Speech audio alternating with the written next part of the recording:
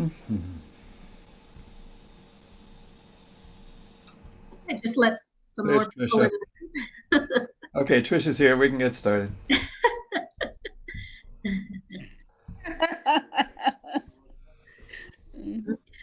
Well, welcome. Welcome to Paint Branch Unitarian Universalist Church's Adult Faith Development Program.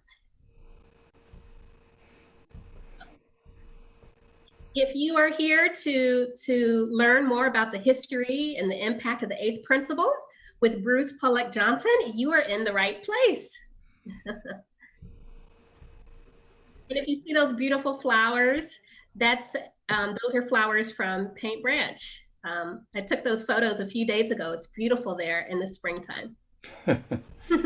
Are you the only one who knows how beautiful it is now?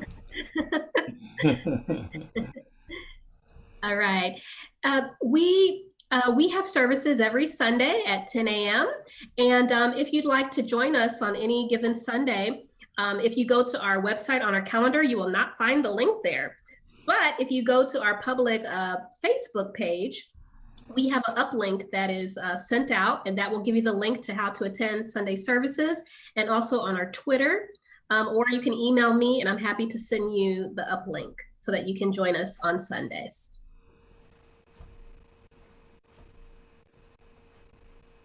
And now we will light our chalice.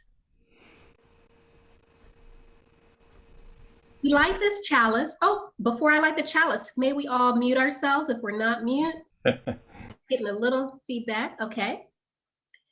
We light this chalice to hold sacred our journey in understanding and applying the eighth principle, a principle which at its heart connects us in solidarity with the oppressed and celebrates deep multicultural beloved community. By lighting this chalice for the eighth principle, we affirm and promote spiritual wholeness by working to build a diverse, multicultural, beloved community by our actions that accountably dismantle racism and other oppressions in ourselves and our institutions. And I just love that chalice there. My husband is an artist, and so I'm going to brag on him. He painted that.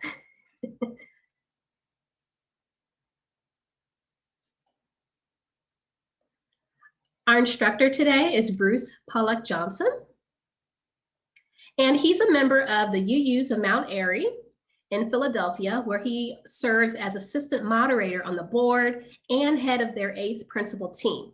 He's co-authored the eighth principle along with Pollack-Johnson, and he's also a full-time professor at Villanova University, where he created a course called Math and Fairness and a research seminar called Math and Social Justice. And we are so appreciative of Bruce being here today. And this adult faith development program is brought to you by DART, the Paint Branch Diversity and Anti-Racism Task Force. So thank you to DART for sponsoring this, for allowing us to have Bruce with us today. So Bruce, it's all yours. I'm going to stop sharing my screen, and I know you have something to share in terms of your screen a little later.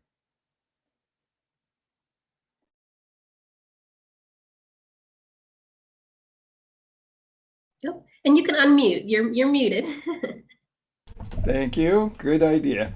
Hi, everybody. Thanks for inviting me. As you heard, my name is Bruce Pollack-Johnson. My pronouns are he, him, his.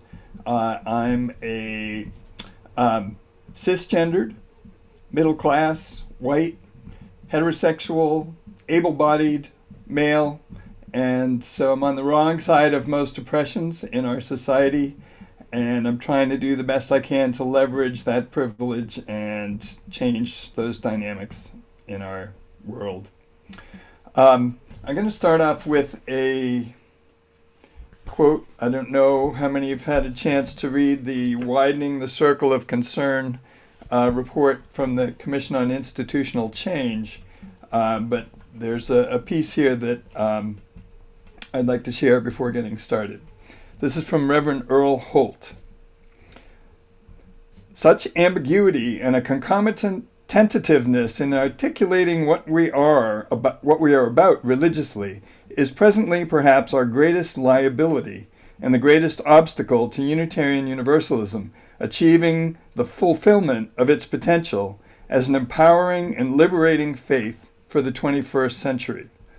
The fear that any such articulation somehow threatens the integrity or right of conscience of any individual is institutionally disabling and must be overcome by mutual trust and a sense of common purpose, the belief that we are joined together in religious association for more than merely instrumental reasons. So I know part of the idea of tonight was to connect to spiritual side of the eighth principle and UUism, and I'll try to make some connections along the way as we go. What I'm planning to do is to start off with just talking a little bit about the history of the eighth principle, and we're moving up to what its current status in the UUA is right now. Let me just check. Does everybody know what UUA stands for? Raise your hand if you're... Okay, it's the Unitarian Universalist Association of Congregations, so the denomination for UUism. And then we could have some questions at that point. Then I'll go into kind of a second part, and maybe some, if certain questions don't come up, I might address a couple of issues there. And as kind of a third part, I'm going to talk a little more about the spiritual aspects that I see in the eighth principle work. So to give you an idea of where the eighth principle came from, it was actually about 8 years ago that Pollack-Johnson and I, how many people here know Paula? I know that she was probably help you get start and a door session going here. Anyway, so Paula and I had been doing a lot of work with the Journey Toward Wholeness team of the Joseph Priestley district, between Washington and Philly, part of the UUA at the time. And we had organized a Jubilee anti-racism workshop and had been working with a follow-up group to that got so energized by the Jubilee training that they wanted to meet every month as a support group for each other. So as we were working together, Paula had been doing a lot of consulting with congregations about issues of anti-racism and anti-oppression work. And she observed that she had seen kind of two cultures at different UU congregations. And she described them as one of them was the seven principles culture, and the other she called the beloved community culture. And the idea being that the seven principles culture was kind of the traditional UU focus on individual freedom, free thinking, secular humanism, things like that, and the beloved community focusing more on issues related to anti-oppression work and building community. And she realized that it was very possible for someone to be a UU, believe that they were living by the seven principles, but basically be totally oblivious to systemic racism and other kinds of oppression. And that so even though many people feel that the first and several of the existing principles imply the importance of working on systemic oppression issues, it wasn't in the consciousness of many UUs and some entire congregations. And she mentioned at the time that, maybe what we need is another principle, because that's what people really pay attention to when it comes to UUs across the country. Well, since she mentioned that, I'm the kind of person that couldn't sleep at night until I had put something together. And so I drafted a version of the eighth principle, and we talked about it together. We did some manipulation and tinkering with the wording, and we brought it to the post-Jubilee group for further ideas and feedback and input. And essentially, that was back in 2013 still. That was where we ended up and where the eighth principle has stayed. So let me just, to remind you of the principle, let's see if I, can you read that? So yes, we can see it, yes. In general, we covenant to affirm and promote journeying towards spiritual wholeness by working to build a diverse, multicultural, beloved community by our actions that accountably dismantle racism and other oppressions in ourselves and our institutions. So there's a lot of individual words that are extremely important in that phrase, even though it's longer than I think any of the other existing principles. Pretty much every word in there is important, and one of the reasons that we've been working to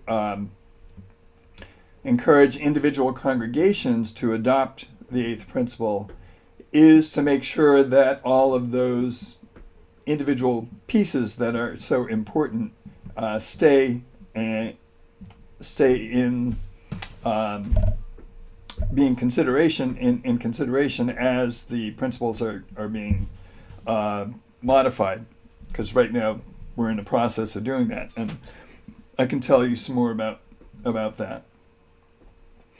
So the first thing that happened after we had finalized the wording, I of course wanted to immediately bring it up at our congregation to discuss it and hopefully adopt it as a congregation. I know some of you are familiar with restoration. Since the 1960s, we were very involved in stopping blockbusting by realtors as black families were moving into our neighborhood, which is called Mount Airy, and the realtors were trying to scare people to flip houses and make a profit and exploit the situation, in addition to the redlining that made things difficult for folks. So our church has had a long history of being involved in fighting systemic racism. And so I knew that it would be not a hard sell for the congregation in general. But as we were talking about it, there were some concerns about, for example, the basic issues were, there were some people who thought, well, maybe patriarchy rather than racism should be the primary focus. And other people were thinking about class and economic issues, since one reason that racism got started had an economic component to it. So maybe the more fundamental oppression that should be dealt with. And we'll talk about that a little bit later. But so when we first brought it up, people weren't quite ready to adopt, since the eighth principle highlights racism and then mentions other oppressions. They weren't quite sure whether that made sense to them yet. But because of our background in racial justice work, it was that they actually said, well, why don't we just incorporate the wording of the eighth principle into our congregational covenant, which we had adopted a few years before that. And that passed overwhelmingly. Nobody opposed it. So clearly the idea of the eighth principle was not a problem for people. It was just whether they were quite ready to think of it for the whole UUA and at the level of a principle. So at that point, we just kind of, since it was there for our congregation, that was satisfying. We had an expression of it that was made official. As you may remember, in 2014, Ferguson happened, and we decided as a congregation to to start a Black Lives Matter vigil, a weekly vigil that we continue to this day. So every week, half an hour on the street, half an hour we light candles and raise issues related to racial justice. So I consider that actually one of my spiritual practices right now that is deeply meaningful, partly because our congregation had been very deeply connected to the community for a long time. There was a period in the 90s where we stopped doing flea markets that brought in people from the community, and I was feeling a little less connected.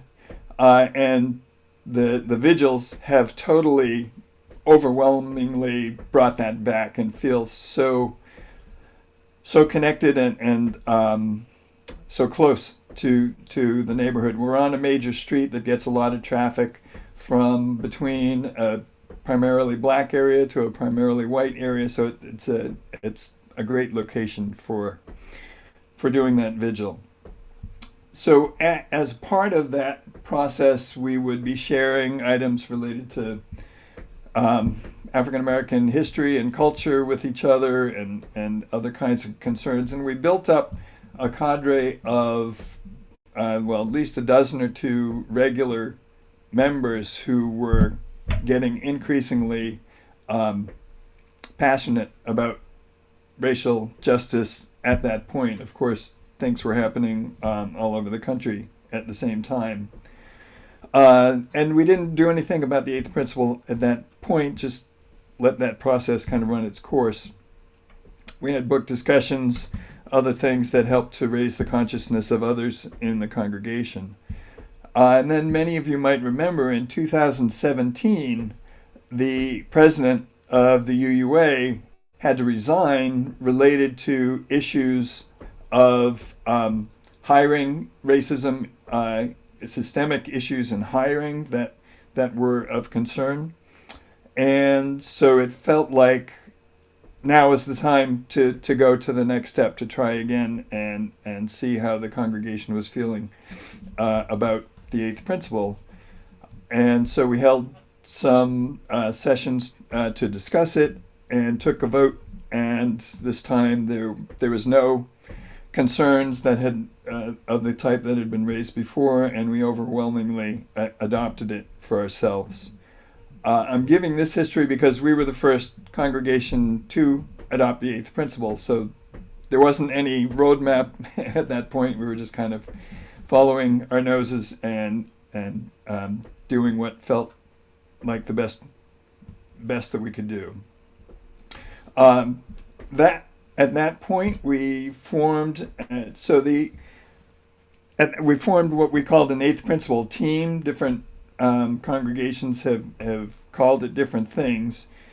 But the idea was to have an entity that was always looking at everything that happened in the congregation from an eighth principle lens, meaning looking at issues of systemic racism and other kinds of oppression and seeing what we could be doing differently, kind of looking deeply at our systems and structures and trying to continue to make progress in raising our consciousness and dismantling the aspects of white supremacy culture that inevitably have filtered into virtually any UU congregation's practices.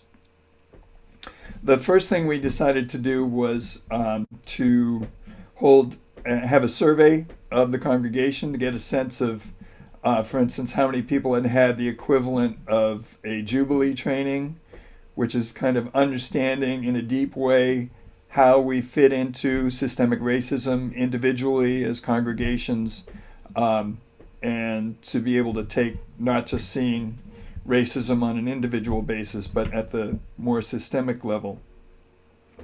So we did the survey, found a fair number of our members had had that kind of training, but a lot of people hadn't, and a lot of people hadn't had it for quite a while. So we're actually working right now to try to get a number of folks to do that. And there's Jubilee coming up at the end of April if you have folks in your congregation who haven't had that experience and would like to. That was one of the first pieces that the Eighth Principle team decided to address. We also have traditionally had what some churches maybe call circle suppers. We call them dinners for 8. That would be potlucks in different people's homes where everybody brings some food, have small conversation, dialogue in a more personal kind of way. And so we decided to have a round for the whole congregation called Dinners for Eighth, the dinners connected to the Eighth Principle, and had a little bit of reading and some questions to engage people in conversation related to race in their own lives and in the congregation. And we had about 2/3 of the congregation participate in that, which was really wonderful. And many of them said how much they appreciated that opportunity to have some deep dialogue related to race with people that hadn't necessarily been coming to specialized events and had a more specific interest in it.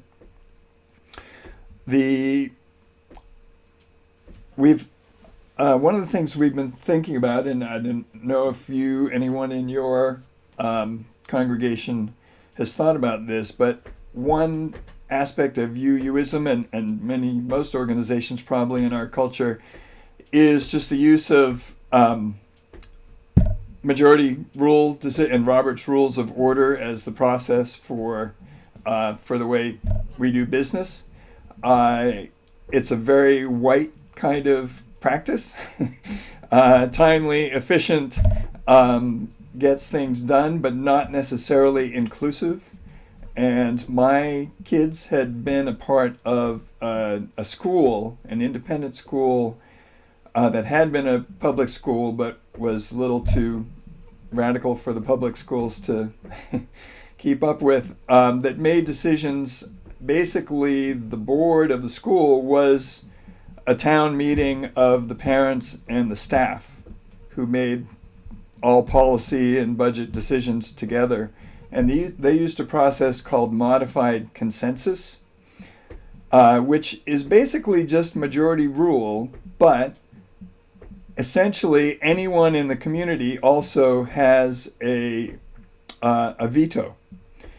Not for any whim in their mind, but based on a principle or value of the organization. So if a proposal comes up and somebody feels that it violates or goes against the goals or the mission of the organization, they can cast a blocking vote, and they have to explain what the reason is, and maybe someone could explain more about the proposal and how they were misunderstanding the proposal, etc. But the idea is to work through that until the blocking vote gets removed. So maybe the proposal gets modified, maybe the person blocking gets more information and realizes that what they heard was not what the idea of the proposal was.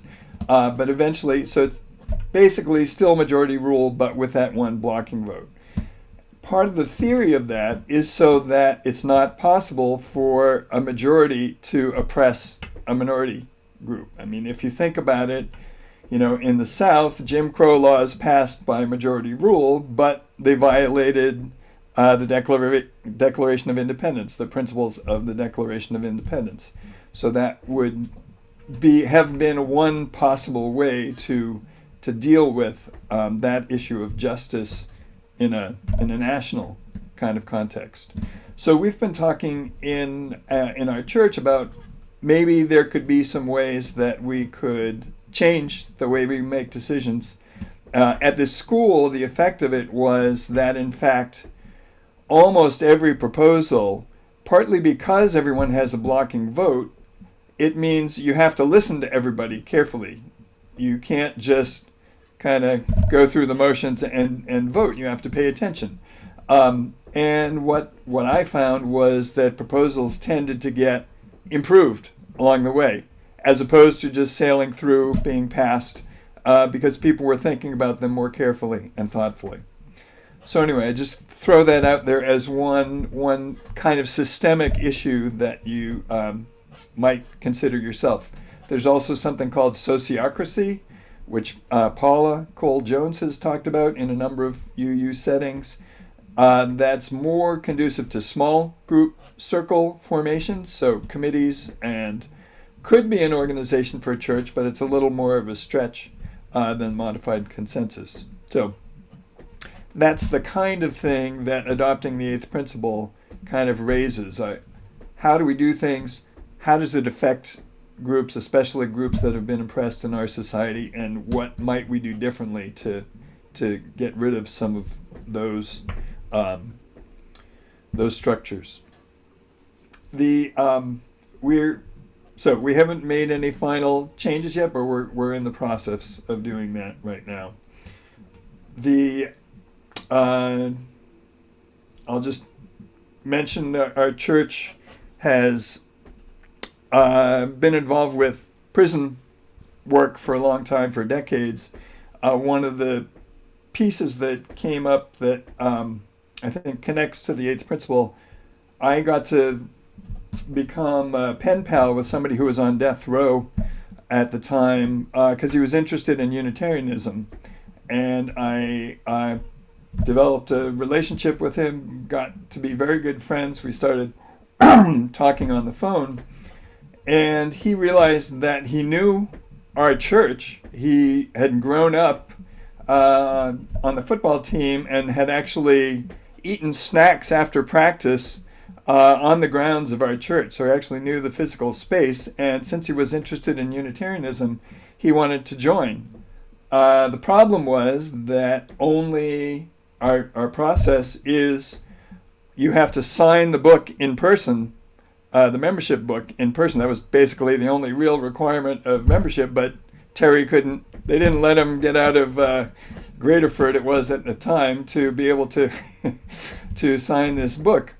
And so we had a special meeting to temporarily suspend the bylaws to allow him to sign a piece of paper that got put into the membership book to allow him to become a member. And he's now a member, and even was able to give a mini sermon during a service that basically I recorded on my cell phone and then played back for the congregation during a service. Let me just say, that gives a little bit of sense of some of the things that have happened at our congregation. As far as the UUA goes, in 2017, the year that we adopted it in April, I think, March or April, Blue, the Black Lives of Unitarian Universalism, adopted it as well, or endorsed it right around the same time. And Paula and I decided to try to introduce it at the General Assembly that summer in June. And we weren't sure what form to use. There's different ways that a principle change can be proposed. The way it worked out with other things that happened at the GA, we wrote what's called a responsive resolution, which can come up spontaneously from the General Assembly itself. And so we basically proposed the eighth principle at that point, which forced the UUA to convene a commission, what's called an Article 2 commission, about the principles and purposes. So once, or at least in this situation, once that was raised, all of the principle and purposes would be reconsidered at the same time. And theoretically, that should have happened right away, within a few months of that General Assembly. But as you may remember, the denomination was somewhat in chaos with the three co-presidents and the Commission on Institutional Change trying to deal with what had happened, the resignation and all the factors that went into it. And that was the group that came up with the Widening the Circle report. So I'm just, like yourselves probably a peon layperson. I don't have any special connections in the UUA, so I don't know what happened, why the Article 2 Commission was not convened right away. But my guess is that it was because they wanted the commission, the other commission on institutional change, which was related to a lot of the same issues, to do its work before then convening the Article 2 Commission. Anyway, it turned out that last June was the official convening of the Article 2 Commission. Pollack-Johnson is on that commission, and it's not expected that they will be coming up with recommendations until GA in June of 2023. If it were to get passed at that point, then it would have to then be passed again the year after that in 2024 to be able to then be officially a change in our principles. So it's a long horizon. We didn't know what was going to be happening right after we passed the original resolution at GA. But Paula and I decided that probably the best thing to do was to just do a grassroots effort of individual congregations talking about considering and adopting the eighth principle individually as their own eighth principle. And at this point, which is what our congregation did, All Souls, and mostly congregations, a few other UU organizations have done the same thing. Right now, there's over 40 different congregations out of somewhere under 1,000 congregations who have adopted it. And there's at least that many who are currently working on it right now, possibly expecting to vote on it in their annual meeting this year. So in the next couple months, that number could easily double. And since we have till 2023, there's a very good chance that we'll have a real core that will of congregations that will have adopted it by the time it comes to the vote. So I think at this point, I saw there was I wasn't paying attention to the chat too well, but if there were questions that came up there or otherwise, somebody want to jump in and we'll take it from there? Thanks, Bruce. Yes. So the first question came from, there were a couple comments about folks really liking the dinners for eighth idea and the modified consensus. And then there was a question, Trisha Mose asked if you're willing to share the conversational questions from the dinners for eighth. Definitely be happy to do that. I can show you. Yeah. We had a little outline for the facilitators, so that and I can share the reading was the white supremacy culture. That's about maybe 10 pages, something like that. So substantial, but not too much to ask people to do. But yeah, I'd be delighted if somebody, Trisha or Ebony. Yeah, you can send it to me, and all the participants who are here who registered, I can send that out to them. That's good. Yeah, just send me an email to remind me, because this week is going to be pretty busy and I might not get to it without that kind of a tease. Sure, will do. Cool. And Andy has a question. What makes Robert's rules white? Majoritarian, yes. Problematic, possibly, but white? Well, it comes out of European culture.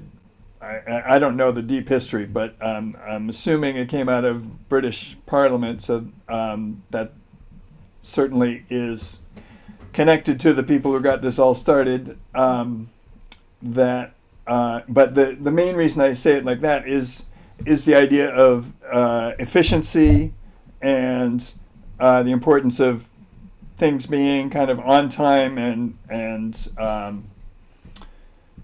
not necessarily taking time to listen carefully to people and get into deeper issues.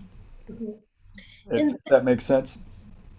Andy, did you want to come up? I guess just another part related to that, if you've been in an organization, which I don't know that most churches are this way anymore, but it was more common the people who know the detailed rules of Robert's rules can then manipulate that process to accomplish what they want to accomplish, and that I think has tended to be probably white males. Males tend to like rules. So I think it's been my experience that that has been a way to be able to kind of manipulate systems and organizations in a way that tends to favor dominant culture, especially white folk. Thank you, Bruce. And Anne, I do see your hand up, but I want to give Andy an opportunity to, if you'd like to clarify your question, or does that help, Andy? It helps some, but I can definitely see why you would want to move away from Robert's rules. I mean, there's a lot of reasons why that can be a problem, where you've got a core, 1 or 2 or 10, whatever, small number of people who know the rules, know how to make meetings move, who can then, control or at least deeply influence what happens. I just have a hard time understanding what makes that white. That sounds like a domineering personality thing, which is that particularly white? Well, I would say that the forces that have made it possible for whites to have power and privilege in our society are probably similar to, on a small scale, a dominant personality. So there's probably a connection, but not perfect connection. I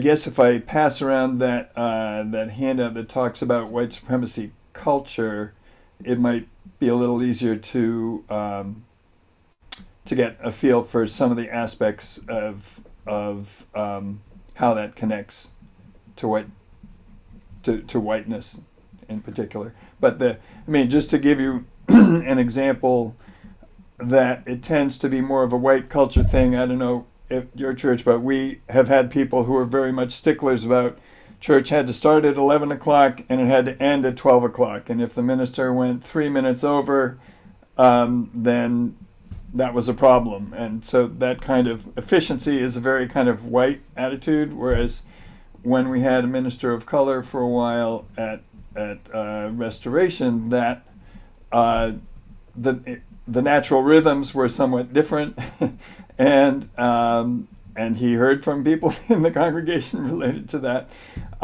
So just as an example, kind of relationship to time, I think is a cultural thing that does show up when looking at different. Yeah, I guess I just seen that more as an individual personality rather than a racial thing, but I can definitely see how whatever it's based on, that attitude can be problematic. Right. Thank you, Bruce. And thank you, Andy, for that question. Before we go to Anne, and then I'm going to make a comment, and then we'll go to Anne's question, and then Carol B has a question, and then Eldridge, and then Carmelita. What you were talking about, Bruce, it reminded me of like the indigenous folks, like Native Americans. Listening was so important that they have this talking stick that they would use. And I would consider that, whereas something could be considered white, I would consider that indigenous because it came from their culture. That technique of making decisions and listening was a part of their culture, and it came up to be, that's how, they do things. That's a great example, and I think sociocracy I don't think it actually uses a talking stick normally, but it uses that idea of going around the circle, giving people, listening when someone is talking and not having dialogue back and forth. So it's very much influenced by that kind of indigenous culture. Thank you. Anne, you can come off mute and speak. Okay, so I think I understood everything that you were saying about the Robert's Rules of Order and there being much better ways to conduct our business. But the bit about saying that efficiency is white, just struck me as kind of strange, because I think it is possible to be efficient and not be white. So that Sure. just sounded strange. So I'm just want to I call think- that out. And also that I know plenty of women who follow rules and to a fault, just like plenty of men. But so I just want to be we need to be a little bit careful about such generalizations. And in my reading, my anti-racist reading right now is always to view people as an individual, try to view people as individuals rather than trying to extrapolate to a group.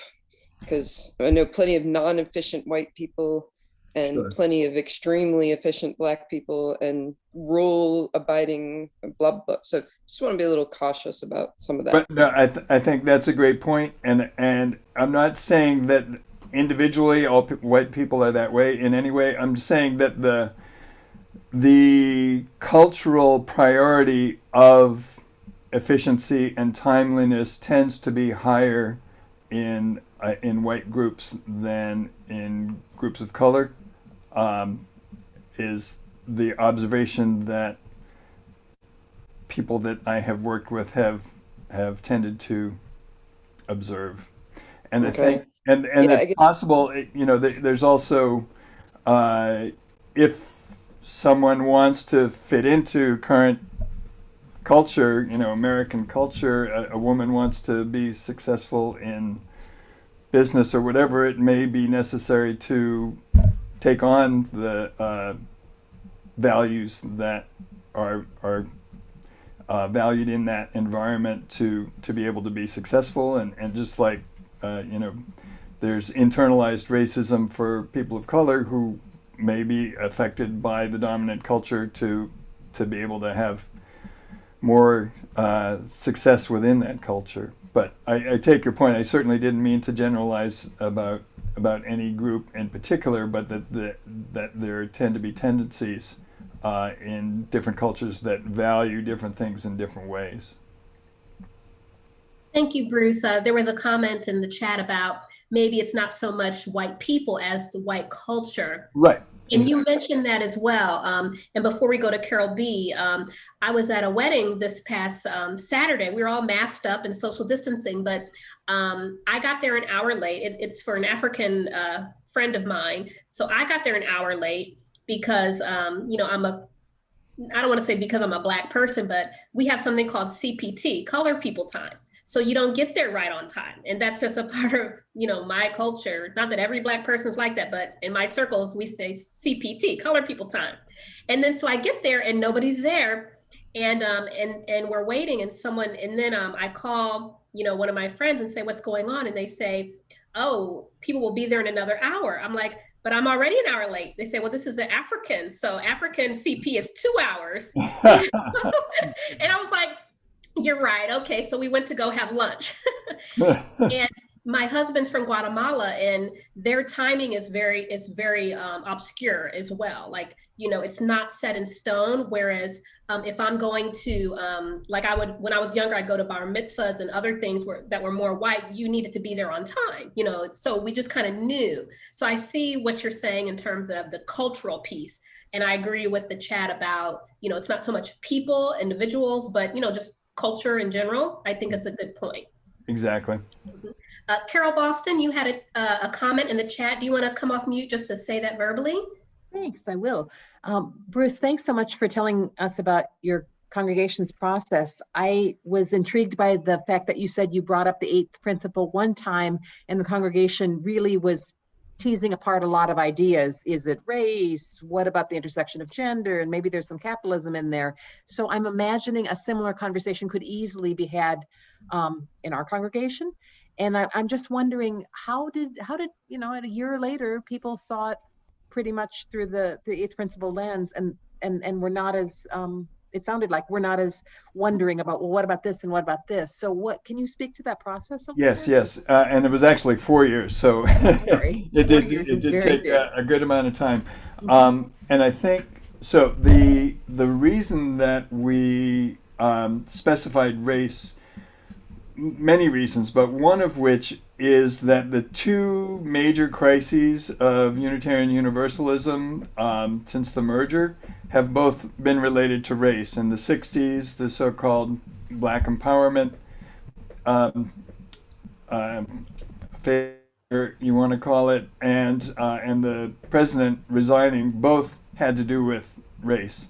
And so from that point of view, it did feel like, and I think in our country as well, I see our major flaw, if we believed in it. Some people would call it original sin. James Cone, I think, calls it the original sin. But anyway, whatever worst flaw in any case is racism, and that is, it may not be true in some other country, but in the United States, if you think about it, racism and slavery were being institutionalized at basically the same time that Unitarianism and Universalism were being born. So that was the atmosphere, the Kool-Aid that was in the environment at the time that those things were forming. And so we can't be claimed to be magically independent of those forces.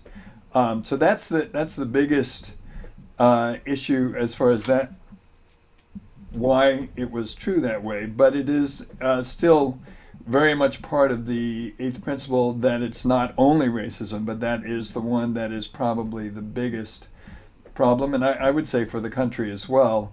But for example, we just did a transgender inclusion workshop last year, and we saw that very much as part of our eighth principle work. So it's not at all exclusively race, but it is very much focused on racial justice. Thank you. Sure. Thank you. And I can't totally answer why. I mean, the fact that we brought it up when Ferguson was happening certainly changed from a more random time that when it was being discussed, so that focused people's minds. But I think just the race argument, after having a little more time to talk about it and think about it, became more compelling. Thank you. So now we have Eldridge, and then Carmelita, and then Margaret. Eldridge? Great. Sure, thanks. Wow, I really appreciate the comments about modified consensus. I've been a facilitator for almost 2 decades in various settings, and I can feel the difference between a strict Robert's Rules of Order meeting versus a group that meets around a modified consensus group.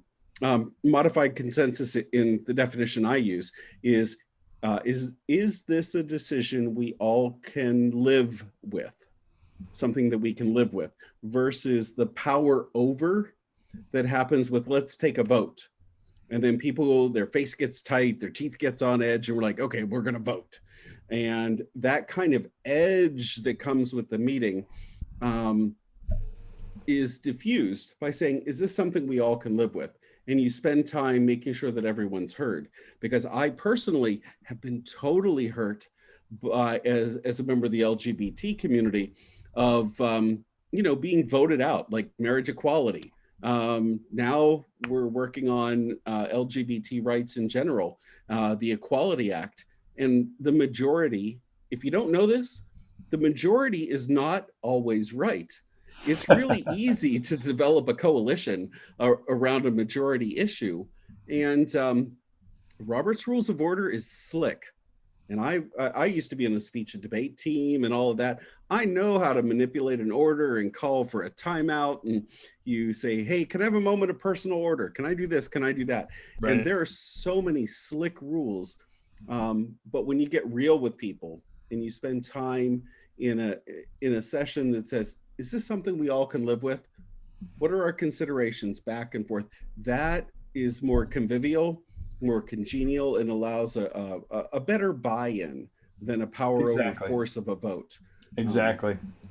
And I'm a white person that knows that white folks don't know they often swim in water, or like fish don't know they swim in water. Sometimes we don't understand how much our culture, what seems normal to us, is a part of the Northern Hemisphere, Southern Hemisphere culture, versus being at the equator and having a mañana culture where you don't have a scarcity principle. So I really appreciate opening the discussion. There's no way we can have all the discussions we need to have in a short time if we're going to be time referenced. So, Right. I'll defer to time reference and step out of the conversation for now. When I teach about this in my math and fairness class, I talk about the tyranny of the majority, that would kind of a phrase to represent what you're talking about, that it's easy for that to happen. Yeah, how dare you vote my rights away? Right. Thank you. Carmelita. Hi. Hi. What I wanted to say, it would be interesting for us to talk. I'm a math person too, Cool. Bruce, so it's interesting. But I guess consistent with that, I've been a Robert's Rules person, for years. Uh-huh. When I was in college, when I first became the parliamentarian in my sorority, I read the book from cover to cover. Now, what kind of nut does that? But that's what I did. I read the book from cover to cover. And I've been a parliamentarian at my union, which is Washington Teachers Union. If the parliamentarian wasn't there, I would be considered the expert on parliamentary procedure. In my national caucus, a Black caucus, I was a parliamentarian. So I knew about Robert's Rules. And, maybe math people like to put things in little boxes and then line the boxes up into rows, et cetera. I don't know. But I have found what happens is it's what the market will bear. It's what I can get away with when it's convenient. I've had people say to me, well, there are more of us than there are of you. And what is that but oppression?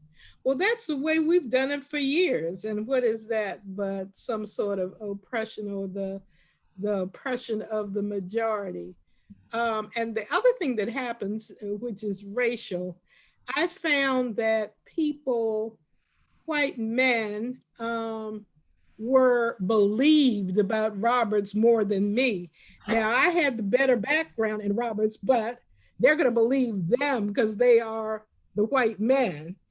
And even those white men tried to convince me that the crap that they were saying was correct. I mean, it was just amazing. Interesting. They didn't know it as well, but they had used it to their benefit, when they chose to use it. And they thought by just they're saying it together, two white men are saying it, so it must really be true. Right. That was going to win the day. And of course, I sent them the citations from Robert's Rules, but so it's very often what you can get away with. And I want to show as an example, come to our board meetings. I was the process observer at the last board meeting, and I started writing it up, but I haven't. And I was, and I'm not going to say enlightened, that's not a good word to use. I felt good about what was happening in that meeting. There were things that didn't go according to Roberts, but thank goodness they were happening. For example, there was something about lay on the table, which is not debatable. And of course, I had to put it in the chat bar, when they were talking about that. But it's not debatable, but it was important that everybody who had something to say about that got to say it. Whether it's debatable according to Roberts and all of that is not as important as every individual person having their say and making that contribution to the discussion. So if you want to see what you can do with Roberts that is for people and for the organization, go look at our board. I think they're doing an excellent job and have made modifications that make sense and move the discussion forward instead of keeping people out, as I've seen in the past where, well, it's more of us than there are of you. I mean, that's actually been said to me. So Well, it Maybe I sounds should like write a Carmelita's rules. you've been already Not really. you've been using the eighth principle lens. You just didn't call it that, so that's great. Thank you. Margaret. Yes, yeah. I agree about Robert rules because I've been in very many meetings where I feel I haven't had a chance to say, or if I speak, I haven't been listened to. But my question or thought, Bruce, is I am wondering in your congregation, which you might know of others, just how the word race is interpreted or defined. And I'll tell you why I wonder about this. I've been married for over 38 years to a man from Egypt. One of my stepdaughters from Burma, and I see we've had a couple close friends that are Native American, are from Ghana. And I think, so I'm just curious how you approach the word race when you present this eighth principle. That's a great question. I think race is a set of assumptions that go with someone's physical appearance that has been socially constructed in a certain way to bring certain attitudes and behaviors that are assumed to go with what that person looks like. I think there's no genetic basis for being able to define a race, and I think it was a convenient category that has shifted over the years for a dominant group to be able to have power and control over other groups. For a period, some Southern Europeans and Eastern Europeans were not considered white, and Jewish folks, but then the definitions were changed for the convenience of those in power. So it's certainly there's no good legitimate way to define what race is in the way that it's been used. It hasn't really changed. One side of my family is Pennsylvania Dutch or German, and the other side is Scotch Irish, and both those groups Right. have been put in a category of a separate race or group in the past. So you're right, it is fluid. And there's some history. I think the British, the first non-whites, to some extent, were the Irish from the British point of view that then got extended to other groups when they came to the New World, what we sometimes call the New World. Yeah. Thank you. We have a comment in the chat by Sabrina about her observation. Sabrina, did you want to unmute to share that, or would you like me to read it? It actually goes back to something that was said earlier, and it was, I think, Carol's question about capitalism, and people wanted to bring in a lot of other things, and I just shared that in a number of different groups. When we're looking at, what's the issue here? What's the real concern? People are happy to talk about poverty, or they are happy to talk about maybe gender, or, everything but race. And yet, oftentimes, if we start looking at the data, it supports that when you take everything else off the table, race is still a factor with which we need to contend. And yet, I have just seen groups of people, well-meaning, well-intentioned, prefer to talk about something that is not such a third rail issue. I think you're right that it's one of the biggest taboos of conversation in this country for sure, and probably in many other places as well. But I think we've been a leader, sad to say, in racism since some of what Hitler did and some of what was done in South Africa really came from things that were being done in the United States. Thank you. There are no more questions in the chat.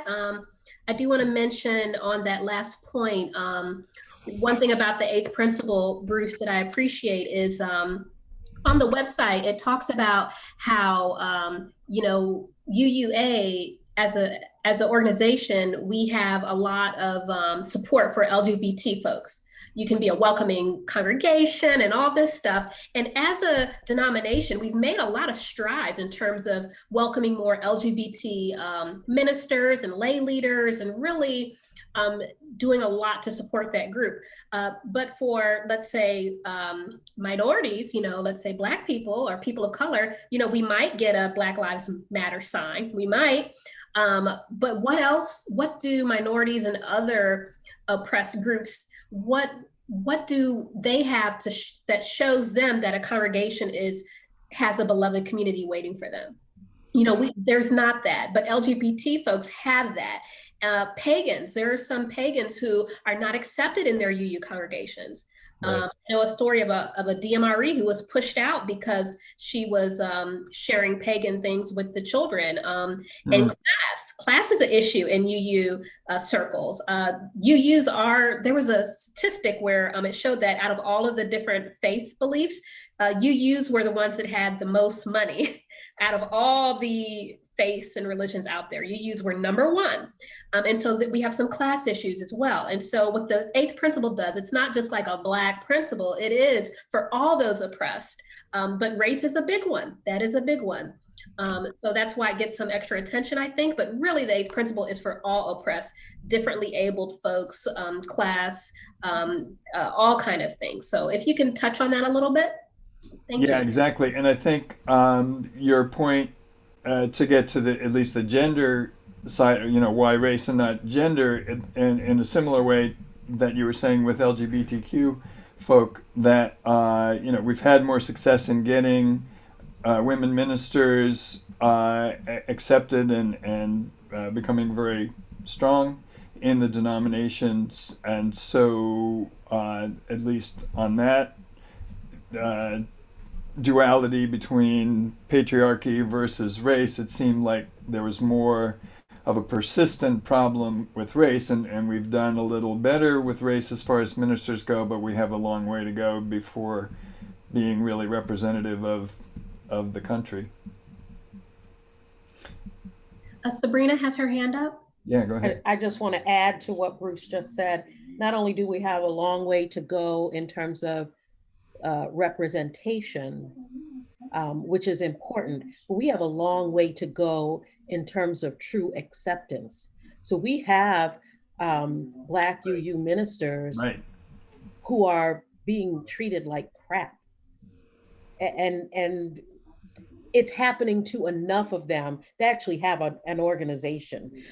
So it's happening to enough of them that it can't just be dismissed as, oh, well, you know, just this one person is having this difficulty over here. Yes, the numbers are important, but as important, if not more so, is so now you have the numbers. What are you doing? How are you actually treating the people who have shown up? Right. I would say, I'm sorry, to extend that, not just to ministers, but to congregations.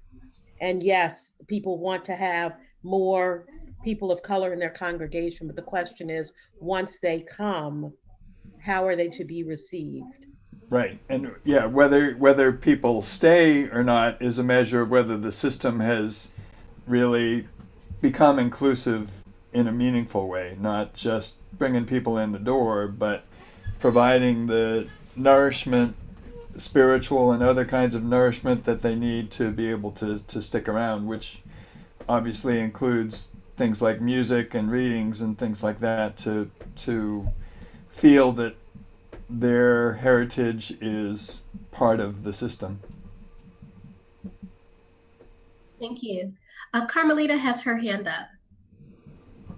Go ahead, Carmelita. There you are. Whoop, you're still muted. Sorry, I can't hear you yet. No, I was thinking about what I was going to say, and I thought I was hovering over it, but evidently it went in. Let me see if I can recover my thought. If I don't remember it, just go on and it'll come back to me. Sorry. Okay, write it down when it gets to you. That's Okay. Thank you. Any more questions before Bruce continues? all right. So let me just throw out, we're getting close to 9 o'clock, but a few thoughts I had related to spirituality. And this time, I didn't define race, but I will define what I mean by spirituality, since that obviously there could be a lot of different possibilities. To me, spiritual relates to connectedness, and that could be connectedness to our own inner self, our deepest self. Some people would say our soul. Connectedness with other people, connectedness with animals or other beings, connectedness with nature, connectedness with things that we feel are magical and awe-inspiring. Some might say connected to things that are holy or sacred. I don't tend to think that way, but that would fit in there. And connectedness with the universe. One of the, I was trying to think of examples of situations that I find spiritual. One of them is when I've been thinking about someone that I'm interacting with in some way in general, and I'm about to call them and they call me or text me at exactly the same moment. To me, that's a connectedness that goes beyond the physical connectedness, and I don't get real woo-woo about it, but it happens enough that there's something there. and that's one of the things that I would consider spiritual. I don't know how many of you have had any dealings with liberation theology and James Cone, which started very much as a Christian theology, especially in Latin America and other places, but was very much revolutionary, taking the concern for the poorest and most oppressed in societies and being of support to them. And I think there's a lot, the Widening the Circle report talks about moving our theology, which has tended to go from kind of a individualistic free thinker gestalt towards a liberatory theology, meaning something that is taking those concerns of those with the least power into what we're all about. The one thing, I don't know if you've run across this idea, but racism and other kinds of oppressions, in my mind, they divide us from ourselves and from others. The best example I've seen of this, and I don't remember which video it is, but Peggy McIntosh, who was the one who came up with the invisible knapsack of privilege, of white privilege and other kinds of privilege, tells a story. She had a grandmother in the South when she was a kid who had a black domestic, and Peggy was as a kid, was very fond of this person, and tells this story of one time when she, the woman's name was Bessie, she kissed Bessie, and then went back to her grandmother, and I think was going to kiss her grandmother, and the grandmother screamed, "Don't you kiss me with those same lips that kissed Bessie!"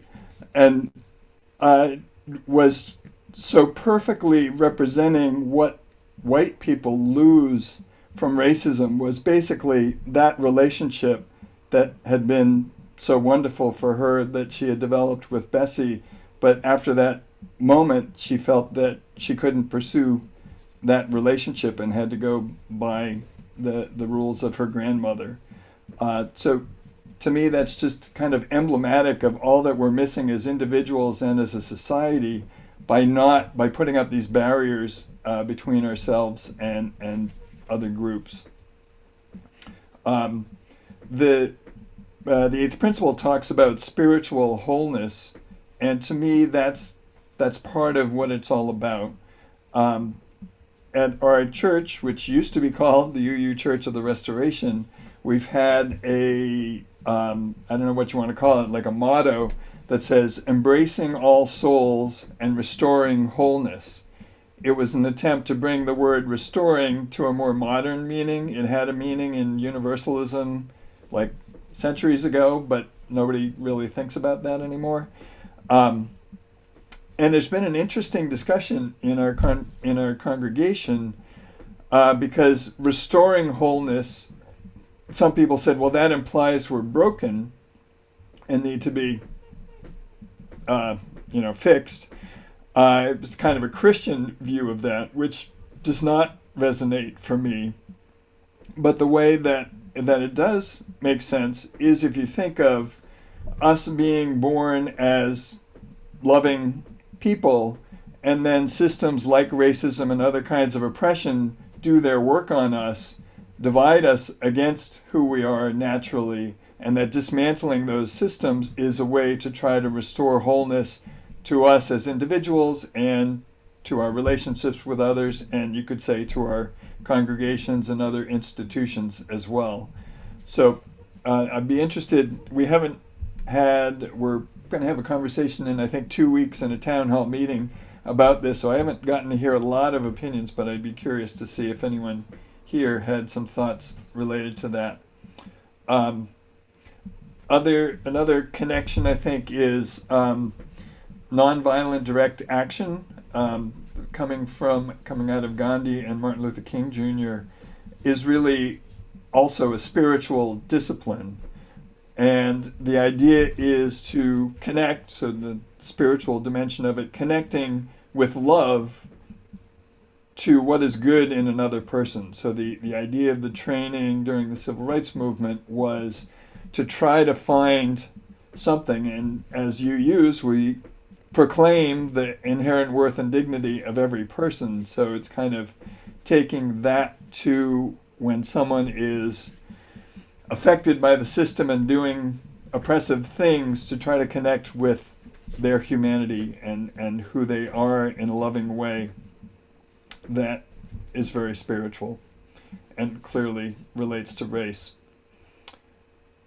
The part of the idea of nonviolent direct action is to have your means, your method, to be consistent with your goals. If your goal is beloved community and a loving community of folks, then it makes sense that your way to get there should also involve lovingness.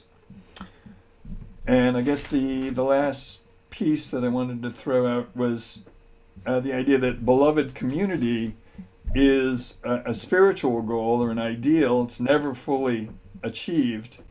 But what we're striving for is a community of support where everybody is able to thrive and is respected and honored for their unique contributions.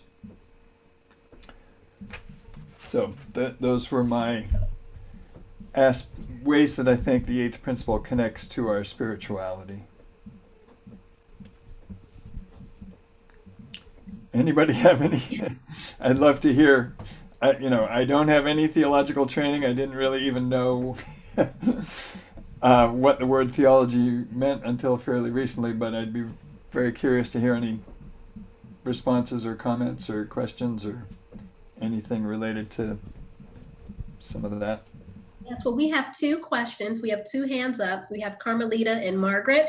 And before we get to them, I will say when you spoke about some white people, what they lose when they're not able to have those relationships, it reminded me of some of the justification that employers have been making the last few years about, hey, companies that are more diverse and inclusive actually do better financially. So that ROI, who knows whether they really want to be inclusive or they just want to increase their money. I don't know. But they have made the connection. And so now they're trying to be more diverse because diverse ideas and, it helps them to do better in the market. So that's another thing. And then when people want to be racist or whatever, you lose on that economic scale as well. So I think that's interesting. Good point. So Carmelita and then Margaret, and then I see Carol W's hand. And Eldridge had a hand up also. Okay. Okay. After Carol, I don't know whose hand was up first, Eldridge or Carol W. Sorry. Okay. All right, Carmelita. I remembered what I was going to say before. All right. And I guess I want to encourage everybody in this way, but what I was listening to how this oppression can turn people into something that they are not, that it's not in their hearts to be. I've been to probably about 20 GAs, and I remember being turned off, and I'm afraid it may still be happening, being in a meeting where people become joyful when they win a vote. I mean, it was really disheartening and sort of sickening that these people were so joyful, like there are more of us. My conservative, oppressive idea wins. I am so happy. It was, Wow. These people are being turned into something that they are not. And the other thing, this is a general feeling I have, I feel insulted for white people when it is said that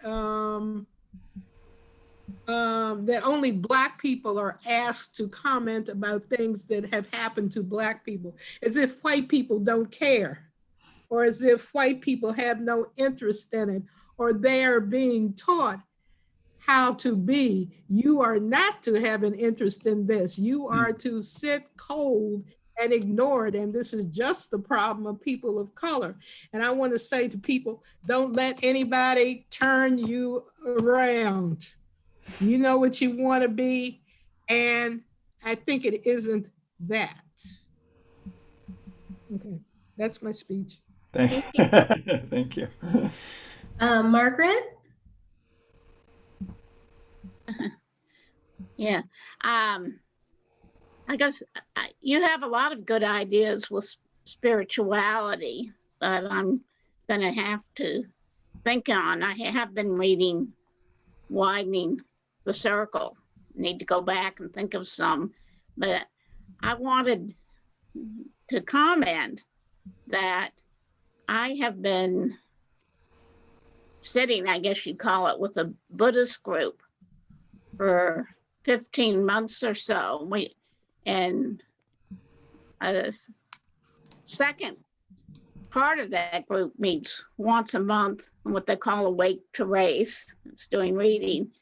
And from the Buddhism and spirituality, and this probably goes against white supremacy culture, you really look at the fact that nothing's perfect, everything's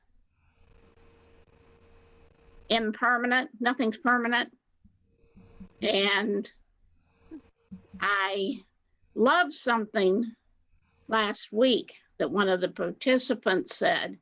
She said, please make me accountable and see my humanity. And from a couple things people have said this evening, and when you were talking about spirituality, that really came to the forefront to me. Thank you. That's great. Thank you. Carol? W. Bruce, I was curious. Why did your congregation change its name? I missed that. I know Mount Airy is the area where you're located. So why did you? So I mentioned that I was going to talk about this, and it's not clear whether we're totally finished or not. But the main impetus was we were the Unitarian Universalist Church of the Restoration. So church and restoration has a very specific Universalist Christian theological meaning that relates to how long you spend in purgatory before you get to heaven, or something like that nobody pays any attention to these days. So people like from Jewish background or LGBTQ folk who had been in a church that was oppressive to them reacted very strongly to both the church and the restoration sound that they created, the implications in their heads, and didn't feel kind of welcomed and included in the congregation related to the name. At least they did, personally, but that symbol was getting in the way of their being able to feel good. So that was the initial impetus. We went through a long process of words that we might be able to incorporate into the name. We came very close to the UU congregation in Mount Airy, but then someone, even from an inclusion and eighth principle point of view, congregation is very Judeo-Christian, that it's more inclusive because it's inclusive of Jewish folk, and maybe some Muslims would also feel comfortable with that, but not for pagans, like Ebony was talking about, that would definitely not feel like a term that was being inclusive of them. So we ended up, but at the same time, and this is where the eighth principle comes in, many of our African American members, not everyone and not only, had very positive associations with Black church experiences growing up, but they didn't like the theology of the Black church, but they didn't have any problem with church or restoration for that matter. And so we were trying to find a way. I think congregation would have been satisfying to them, but we had what something called a fishbowl, where people representing different points of view kind of talked it out and tried to resolve the different angles that people were coming from. As part of that fishbowl, one of our kind of leader types, or thought leader, I'll say, African American members ended up saying something that Unitarian Universalists of Mount Airy was reasonable, and she was the ones who had felt strongly about the church and restoration, something showing spirituality being important. But for some reason, she had kind of supported that, saying that when the name change committee made their proposal, it was not only that name, but there was going to be a tagline, they called it, that said, open to everyone, committed to justice. And so we talked about, well, if we said something like a spiritual community, open to everyone and committed to justice, then the spirituality would be clear. But so far we've only dealt with the name part. So we're kind of in the middle right now. And there is the eighth principle team, after the original idea of the name change committee was to take a vote in a very white way that we were talking about. And the eighth principle team said, well, let's do this more carefully. Let's make sure that everyone's voice gets heard. And so we had a number of different listening sessions, both after church and then a big town meeting, to hear how everyone was feeling. And all these things that I mentioned already got expressed. But then we even did a kind of trial balloon where people could talk about, I'd really prefer the old name, but I'm willing to go along with the new name, and I really prefer the new name, and it had all that. So we got a sense that there was significant support for the new name, and most people were willing to go along with it. And so we went ahead to a vote. But it turned out that in the responses afterward, it was still the case that quite a few of our regular African American members were feeling quite, well, certainly sad and not good, and I think in a way that kind of took some people by surprise. So our team is probably going to have a Black caucus and a White caucus meeting maybe next month to look at our process, what ended up happening, and see whether in fact the system might have ended up being somewhat influenced by white supremacy culture, even though we made a lot of efforts to be inclusive, whether, we haven't changed our bylaws to have a modified consensus process, and maybe that result needs to be examined, and maybe we might even make an adjustment to the name in some way. So we're in the middle of it, and it's very complicated. Thank you, Bruce. So we do have a few, you have one more thing to do, and I have another I think, why don't we don't need to do that. Why don't we go ahead to your slide? Oh, but that would be so nice. I don't want to miss that. I really don't. Eldridge, your question, can it be pretty quick? Is that all right? Yeah, sure. Thank you. Yeah, one of the things I'm curious about is what's the best thing about a congregation accepting the eighth principle? What is the downside? What are the options? What can happen? Well, I guess the only, I don't think there's any downside if a congregation adopts it in a in a way that has integrity, that it would only be if people weren't really ready and a vote was forced, then that might be a little bit odd. That people vote for it because they feel like they should rather than feeling it in their heart. So I would encourage folks, and I think you folks have been on this path for a long time, so I don't know that it's necessarily a difficult decision for you, but there are other congregations that are much less aware and understanding of a lot of the issues involved, and it makes sense for them to just take their time, raise the overall consciousness, and get there when they're really there. And so we will be about 5 minutes over, so I hope everyone's okay with that. But that said, Bruce, I remember in a discussion with Pollack-Johnson, she mentioned that she was aware that of some congregations, when they voted it down, that some people did leave, actually. Right. So some people did leave because when it was voted down, they didn't feel that they would be welcome. Like if their congregation isn't ready for a beloved community, then they don't need to be there. Right, especially people of color leaving, right. Mm-hmm. Thank you. All right, so Bruce has something special for us, and then I will have one more slide with, and we're gonna extinguish our chalice, our painting chalice. So enjoy.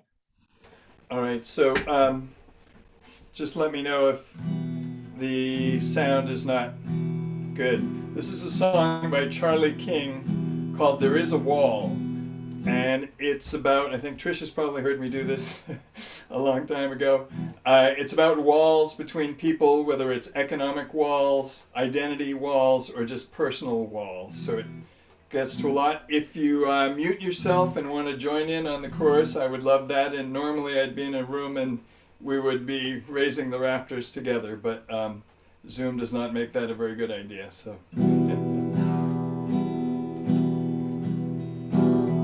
There is a wall, and it's the tallest wall of all. They named a street for it, where numbers rule and eyes go blank, a wall of gold.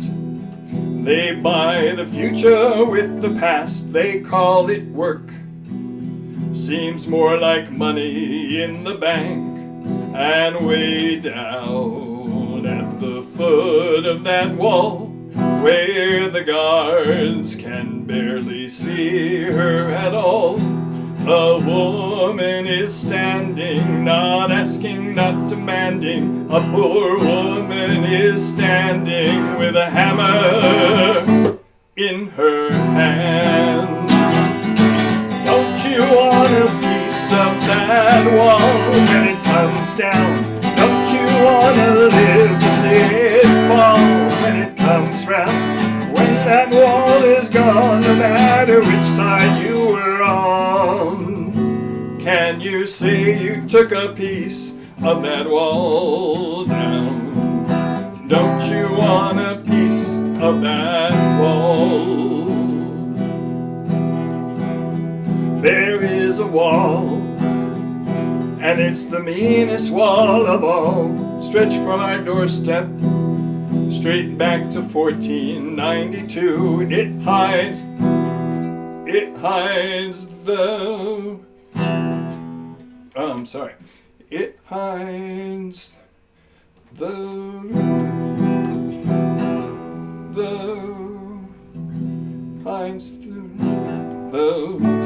pink triangles, passbooks, shackles, and tattoos. And way down at the foot of that wall, where the guards can barely see him at all, an old man is standing, not asking, not demanding. An old black man is standing with a hammer in his hand.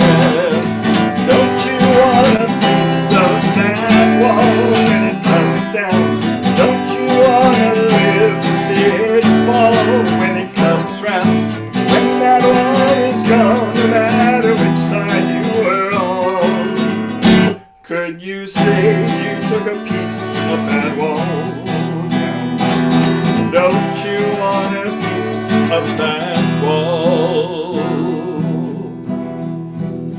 There is a wall, and it's the oldest wall of all, a wall of fear. Holds danger out, desire in, a wall that bristles each time the warden brings back tales. Inside we're starving. We make the bricks to build the cells, to bury love, to bar the door, to ban the stranger. And way down at the foot of that wall, where the guards can barely see at all, a stranger is standing, not asking, not demanding. A stranger is standing with a hammer for your hand. Don't you want a piece of that wall when it comes down? Don't you want to live to see it fall when it comes round? When that wall is gone, no matter which side you were on, will you say you took a piece of that wall? Don't you want a piece of that wall? Yes, we want a piece of that wall when it comes down. Yes, we want to live to see it fall when it comes round. When that wall is gone, no matter which side we were on, we will say we took a piece of that wall. Yes, we want a piece of that wall.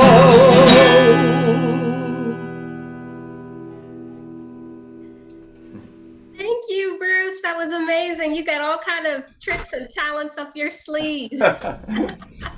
Thank you. Oh, wonderful. Let's take that wall down together. Yes.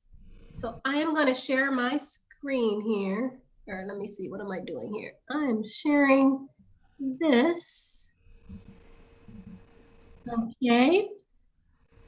So do you see this chalice slide? Yes. All right. So Bruce, may you extinguish our chalice, please? Sure. The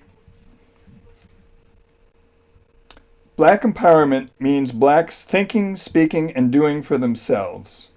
One of the most important things whites can do in fighting white supremacy is to support black empowerment in the society, in the church, and in theology.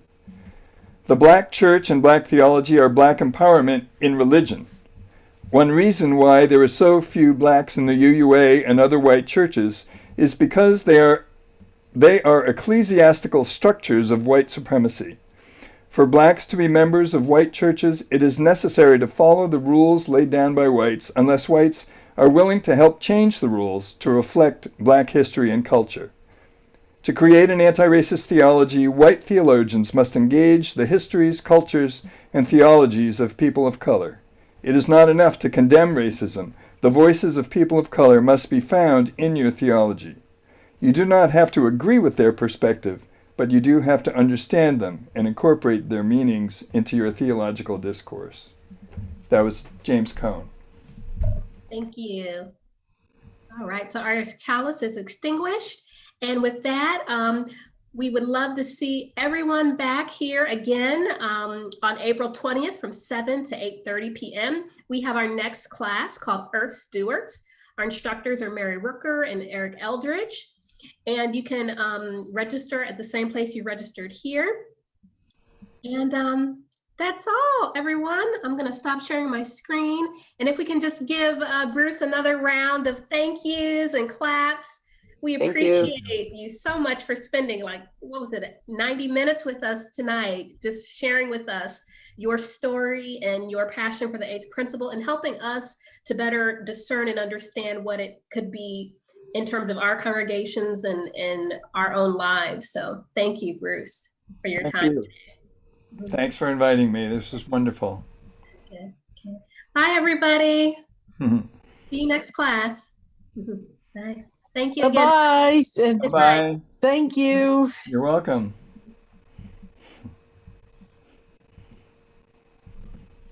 Bye-bye. So long.